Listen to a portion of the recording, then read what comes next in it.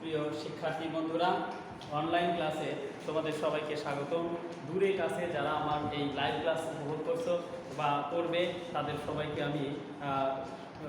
আমি স্বাগতম জানাই। সেই সাথে আমি মোহাম্মদ সোহেল রানা, মল্লিকা সানাউল্লাহ আনসারী উচ্চ বিদ্যালয়ের সহকারী শিক্ষক গণিত। আজ তোমাদের আমি প্রতিদিনের ন্যায় গত ক্লাসে আমরা ত্রিকোণমিতি 9.2 করেছিলাম।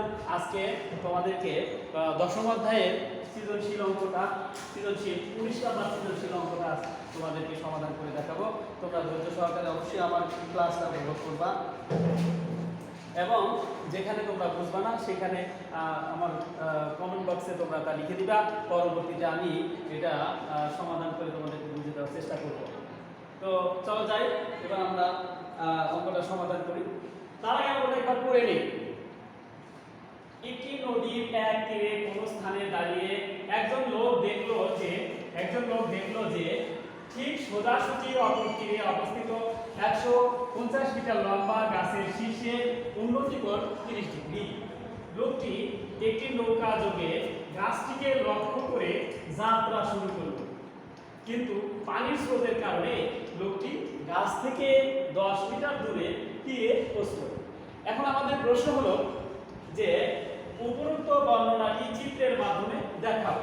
তার মানে এই বর্ণনাটি আমরা চিত্রের মাধ্যমে দেখাবো।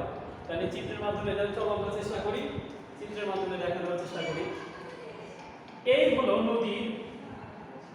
আমরা বলার আগে সমাধানটা লিখে দিই। সমাধান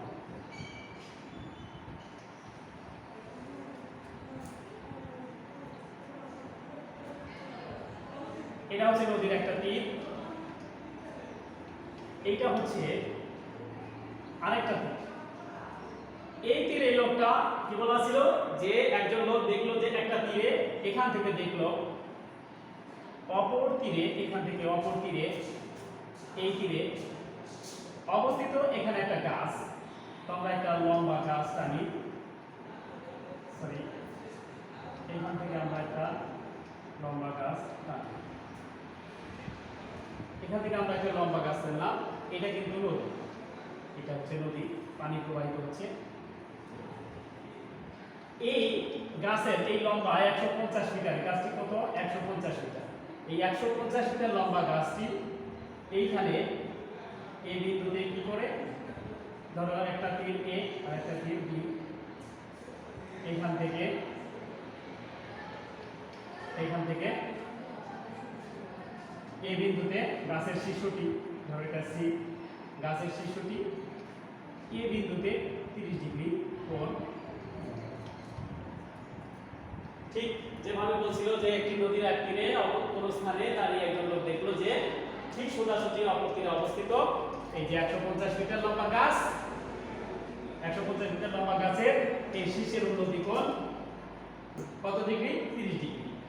এখন আবার এই লোকটা এখান থেকে নৌকা নিয়ে এই তীরে পৌঁছবে, নৌকা নিয়ে এখানে পৌঁছবে। তো যেহেতু স্রোত আছে, স্রোতের কারণে লোকটি কিন্তু সোজাসুজি যেতে পারবে না। পারবে কি? পারবে না।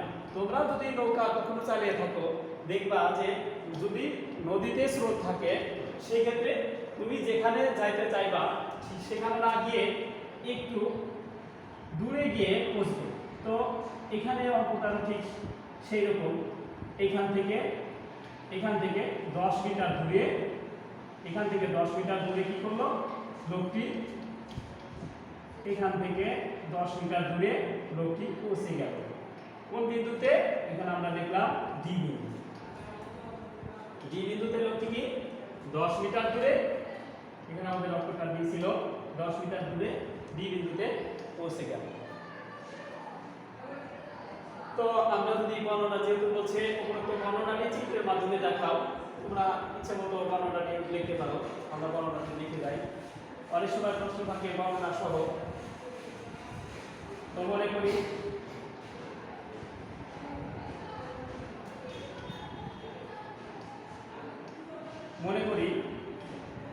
গাছ, এখানে আমাদের কি দেওয়া আছে? মনে করি গাছটির উচ্চতা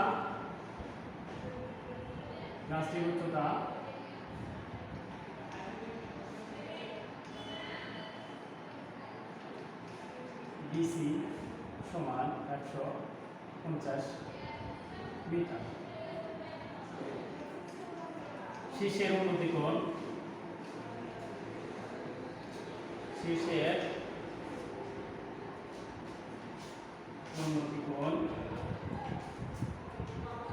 CAB বা BAC দেখলাম BAC সমান 30 ডিগ্রি।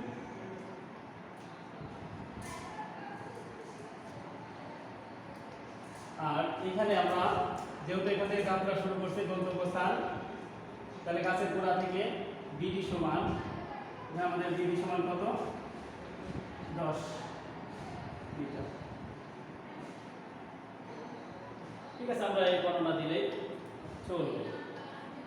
ক নাম্বার সমাধানটা এরকম তোমরা দিতে পারো।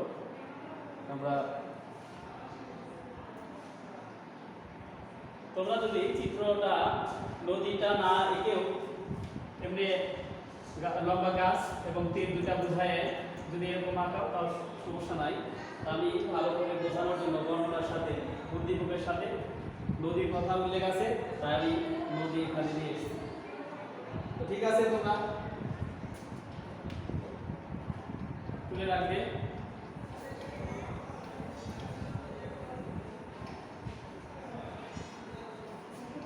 এবার শিক্ষার্থী বন্ধুরা, এবার খ নাম্বার আমরা সমাধান করতে যাই। খ নাম্বারে একটি বলে দেওয়া আছে নদীটির বিস্তার নির্ণয় করো। মানে এই যে নদীটা, এই নদীটার বিস্তার মানে প্রশস্ত, আমরা অনেক সময় চওড়াও বলি। তাহলে প্রশস্তটা কি? এই যে নদীর এই বিন্দু, এই যে একটা তীর, আর এই হচ্ছে অপর তীর, তাহলে বিস্তার এটাই হবে। এবিটা হবে নদীর বিস্তার। তো আমরা এবিটা যে নদীর বিস্তার, এই বিস্তারের দৈর্ঘ্যটা আমাদের বের করতে হবে। এখানে এবি কে আমরা x এর মাধ্যমে প্রকাশ করব। এবি সমান x ধরব। আর আমরা এই লোকটি যাত্রা স্থান থেকে গন্তব্যস্থানের দূরত্বটা আমরা এবি সমান y ধরতে পারি, অথবা এবি লিখতে পারি। তো আমাদের এখানে ক নম্বরের চিত্র তোমরা আলাদাভাবে দেখার জন্য সুবিধা হবে। ক নম্বর আমরা সমাধান করি। সমাধান হ, নদীটির বিস্তার নির্ণয় করতেছি। ধরি নদীটির বা নদীর বিস্তার আমরা এই চিত্রটা ব্যবহার করতে চাই। চিত্রটাকে আমি আরো সুন্দর করে এখানে একটু মুছে দিই। আমরা আলাদা চিত্রের জন্য আমরা আলাদা চিত্রের জন্য একটা চিত্র দেখি। চিত্রটা আঁকাই। এখানে আমাদের 30 ডিগ্রি, এখানে আমরা এ দিয়েছিলাম, এখানে আমরা বি দিয়েছিলাম, এখানে সি দিয়েছি। তো যেহেতু এটা হলো আমাদের 150 মিটার লম্বা ছিল, আর আমাদের এই নদীর বিস্তার এই এবি দৈর্ঘ্যে, তো ধরে নদীর বিস্তার এবি সমান কি x। তোমরা যদি x নাও ধরো, শুধু এবির মান বের করো, এবি বসায় দেয় ত্রিকোণমিতিক রাশিতে, তাও তোমরা করতে পারো। তো আমি এবি কে x এর মাধ্যমে প্রকাশ করলাম। এখন আমাদের বলে দেওয়া আছে, তোমরা জানো শিক্ষার্থী বন্ধুরা, আমাদের বলে দেওয়া ছিল যে বাহু, এইখানে লম্ব, ভূমি, অতিভুজ, এই ব্যাপারগুলো আমরা 9.2 এ শিখাইছি তোমাদের। যে লম্ব, এটা কি লম্ব, আর এটা কি ভূমি। যেহেতু আমাদেরকে বের করতে বলছে এই যে বিস্তার মানে এর মানটা, আর আমাদের মান দেওয়া আছে কি, আমাদের মান দেওয়া আছে এই যে বিসি মানে এই উচ্চতাটা দেওয়া আছে, বিসি এর মান 150 মিটার। তাই যার মান দেওয়া আছে সেই বাহু চিন্তা করব, আর যার মান বের করতে হবে সেই বাহুর কথা চিন্তা করব। তাহলে আমাকে বের করতে হবে এই বাহুর মান। এবি সমান আমরা কি বলছি x, অর্থাৎ x এর মান। তাহলে এইটার মান আমাকে বের করতে হবে। তাহলে এই লম্ব আর এটা কি ভূমি, এই লম্ব আর ভূমির সাথে ত্রিকোণমিতিক রাশির মধ্যে কোনটা সম্পর্ক আছে তোমাদেরকে এর আগে আমি গবে লিখে দিয়েছি। লম্ব আর ভূমি, এটা হচ্ছে কি প্যারালম্বাভূত, মানে লম্ব আর ভূমি। তাহলে আমরা ABC ত্রিভুজে ত্রিভুজ A B C ত্রিভুজে tan হবে, tan কোণ BAC, তোমরা থিটা লিখতে পারো BAC। যেহেতু আমি BAC সমান থিটা লিখি নেই, BAC সমান লম্ব ভাগ ভূমি। তাহলে লম্ব হচ্ছে BC আর ভূমি হচ্ছে কি AB। এবার আমরা মান বসাই, বা tan কোণ এই BAC কোণের মান কত, আমরা জানি BAC কোণের মান 30 ডিগ্রি। তাহলে এখানে আমরা tan 30 ডিগ্রি লিখি, 30 ডিগ্রি সমান BC এর মান কত 150, AB এর মানটা আমরা ধরছি x, বা tan 30 ডিগ্রি মান আমাদের জানা আছে, tan 30 ডিগ্রি মান 1/√3, তাহলে হচ্ছে 1/√3 আমরা লিখতে যাই tan 30 ডিগ্রি পরিবর্তে সমান 150/x। ঠিক আছে শিক্ষার্থী বন্ধুরা, তোমরা কিন্তু না বুঝলে অবশ্যই কমেন্ট বক্সে তোমাদের কথা বলে দিবে, ঠিক আছে। আচ্ছা এবার আমরা আবার গুণ করি, ক্রস গুণ করে এদিকে করে জানা আছে, তাহলে বা এখানে কি হবে x সমান 150 গুণন √3, তাহলে আমাদের অতএব কি আসে, অতএব x সমান, তাহলে 150 √3 দিয়ে তোমরা গুণ করে ক্যালকুলেটর দিয়ে 150 গুণন √3, তাহলে 200 কত হবে 259.808। অতএব আমরা কি লিখতে পারি, অতএব নদীর বিস্তার কত, নদীর বিস্তার 259.808 প্রায়, আমরা এটা প্রায় লিখি, যদি অ্যাকুরেট না আমরা এর জন্য প্রায় পাই এটা প্রায়। এটা আমাদের উত্তরটা হবে কি, ওকে বন্ধুরা, তাহলে তোমরা তুলে নাও।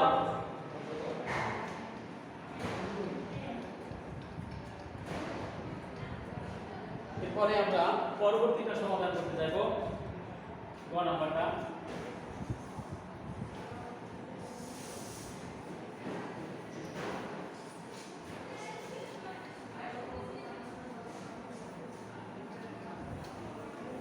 তো শিক্ষার্থী বন্ধুরা, আমরা গ নাম্বারটা লোকটির যাত্রা স্থান থেকে গন্তব্য স্থানের দূরত্ব নির্ণয় করব।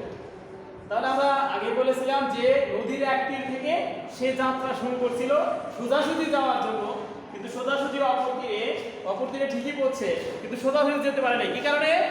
ওই যে পানির স্রোত, আমরা যাকে বলে ধার বলি, পানির স্রোতের কারণে নৌকাটা সে উজান দিকে নিয়ে গেছে, অর্থাৎ সে তার গন্তব্যস্থান থেকে যেখানে যাওয়ার কথা সোজাসুজি 10 মিটার ফাঁকে পৌঁছে গেছে। তাহলে লোকটির যাত্রা স্থান থেকে গন্তব্যস্থানের দূরত্ব, এখানে গন্তব্যস্থান বোঝাতে এটাই বোঝানো হয়েছে যে আসলে নৌকাটা নিয়ে কোথায় পৌঁছে গেছে সেটা আমাদের খেয়াল করতে হবে। তাহলে আমাদের চিত্রটা তোমরা কোন নাম্বার, আমি চিত্রটা দিয়েছি সেখান থেকে তোমরা তৈরি করতে পারো। আমি কোন নাম্বারটা সমাধানে লিখি, সমাধান গ, কি আছে চিত্রটা আমরা আবার খেয়াল করি। চিত্রটা কিন্তু এরকম ছিল, তাই না? এরকম ছিল।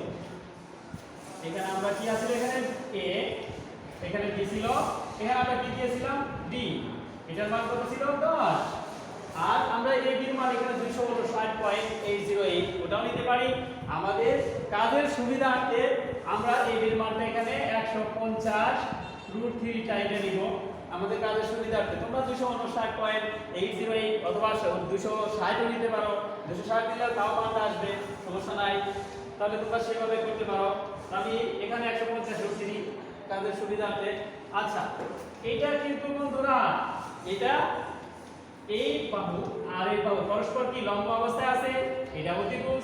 তাহলে সমকোণী ত্রিভুজের কথা বললে আমাদের কার কথা মনে পড়ে? ওই যে পিথাগোরাসের কথা। তাহলে পিথাগোরাস কি করছে? পিথাগোরাস একটা সূত্র দিয়েছে সমকোণী ত্রিভুজের। এখানে যেহেতু আমাকে বলেছে যে লোকটি যাত্রা স্থান থেকে গন্তব্য মানে সে কোথায় গিয়ে পৌঁছেছে, সে এই ডি বিন্দুতে এসে পৌঁছেছে, ঠিক আছে। তাহলে আমরা এখানে মনে করি লোকটি যাত্রা স্থান থেকে গন্তব্য স্থানের দূরত্ব এডি। মনে করি লোকটির যাত্রা স্থান থেকে গন্তব্য স্থানের দূরত্ব, ডেস্টিনেশন, গন্তব্য স্থানের দূরত্ব, ঠিক আছে বন্ধুরা? অবশ্যই লক্ষ্য করবা কিন্তু একটি স্থান থেকে, যাত্রা স্থান থেকে গন্তব্য স্থানের দূরত্ব কত? এবি সমান, আমরা এখানে যেহেতু আগে লিখে ধরেছি এখন ধরি সমান হয়, না ধরলে চলবে। তাহলে এদিকে আমরা এর মাধ্যমে প্রকাশ করলাম। এখন এইখানে কিন্তু আমাদের যদি ডিগ্রি মানটা থাকতো তাহলে আমরা ত্রিকোণমিতি রাশি ব্যবহার করতাম, কিন্তু ডিগ্রি মান নাই, কিন্তু অনায়াসে আমরা এটির মানটা পিথাগোরাসের সূত্র ব্যবহার করলেই পাচ্ছি, তাই আমরা পিথাগোরাসের সূত্রটা ব্যবহার করব। ঠিক আছে বন্ধুরা, তাহলে এখানে আমরা এ বি সি অতএব ত্রিভুজ এ বি সি সমকোণী ত্রিভুজে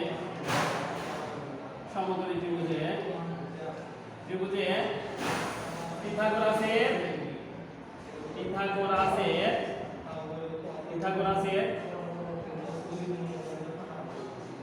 সূত্রানুসারে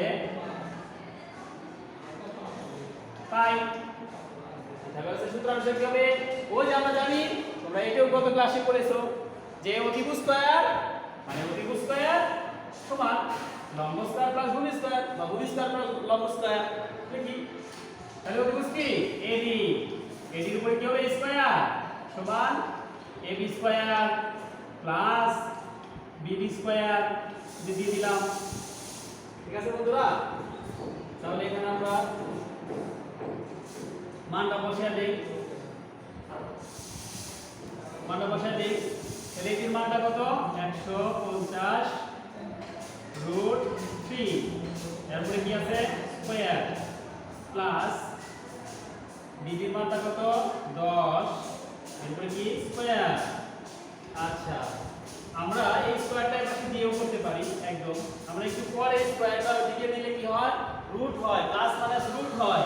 যেহেতু আমরা দূরত্ব বের করব তাই আমরা প্লাস চিহ্নটা নিব, মাইনাস মানটা নিব না, কারণ দৈর্ঘ্য কখনো ঋণাত্মক হতে পারে না। তো সেই জন্য তোমরা ক্যালকুলেটর হাতে নিতে পারো, ক্যালকুলেটর। তাহলে এখানে কি হবে? 150 গুণন 150 কত হবে? তোমরা কিন্তু বের করতে পারো, 150 গুণন ক্যালকুলেটর দিয়ে করতে পারো। তাহলে এভাবে গুণ করা আমরা শিখি।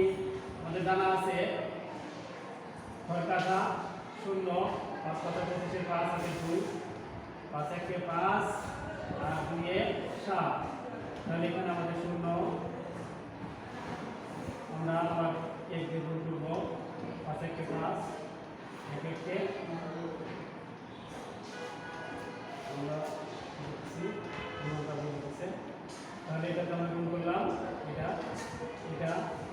একবার আরেকবার কাটা 0, 5 1 5 1 1 1 এভাবে তোমরা গুণ করতে পারো। তাহলে 5 5 5 12 2 5 9 1 2, তাহলে কত হলো? 22,500। এর সাথে আমাদের আর কি আছে? এই যে √3 স্কয়ার করলে কি হয়? 3। এখানে আমরা আরেকটা 3 তে গুণ করে দেই, তাহলে 0 0 3 5 15 5 7 1 3 6 আর 1 7 3 6 67,500। তাহলে এখানে কি হলো? 67,500 যোগ এই যে 10 10 কে কত হয়? 100। এবার আমরা এটা কি করব? যোগ করে দেব। তাহলে 0 এটা যোগ করে দাও, তাহলে 5 আর 1 কত? 6 হয়ে গেল। তাহলে 7 7 6 6, এটাকে আমরা কি করব? রুট করব। এটাকে আমরা যদি রুট করি তাহলে এখানে করে দেখা যাবে না, আমরা একটু উপরে যাই, এখানে এটা মুছে দিই, তাহলে ওদের এডি সমান কত হবে? বলছিলাম প্লাস মাইনাস, আমরা প্লাস রুট কত? 67 600, এটাকে রুট করলে 200 কত হবে? 60। ঠিক আছে, তাহলে লোকটির গন্তব্যস্থানের দূরত্ব কত হবে? 260 মিটার। অতএব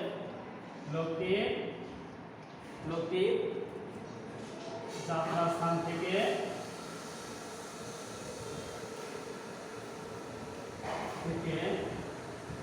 গন্তব্যস্থানের দূরত্ব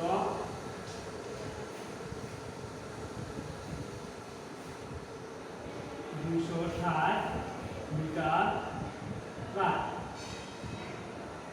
প্রায় না 260 মিটার দাও, এটাই। ঠিক আছে শিক্ষার্থী বন্ধুরা, যদি তোমাদের বোঝার কোনো সমস্যা হয়ে থাকে তাহলে আমার যে ভিডিওটা তোমাদের উদ্দেশ্যে ইউটিউবে ছেড়ে দেওয়া হবে। তোমরা কমেন্ট বক্সে তোমাদের সেই মন্তব্যগুলো লিখে দিবে, পরবর্তীতে আমি সমস্যা সমাধানের জন্য চেষ্টা করব। আজকের মতো এখানেই ক্লাস শেষ। সবাইকে স্বাগতম পরবর্তী ক্লাসের জন্য।